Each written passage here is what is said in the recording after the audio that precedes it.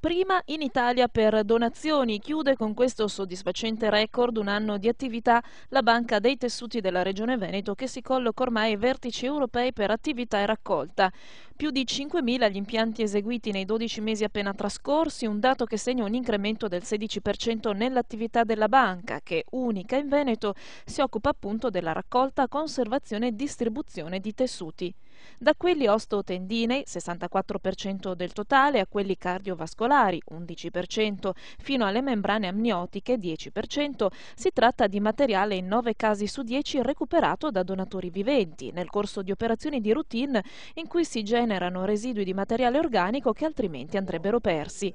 Nel corso del 2009 questa particolare struttura, che ha sede al Cafoncello di Treviso, ha raccolto tessuti presso 49 ospedali e centri di raccolta distribuiti in tutto il nord Italia, per un totale di 1.376 donatori.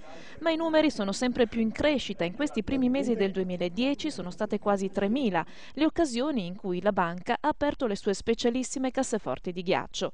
Un segno di civiltà a cui tutti possiamo contribuire. Alla donazione c'è un lavoro che dura da decenni di sensibilizzazione alla cultura della donazione.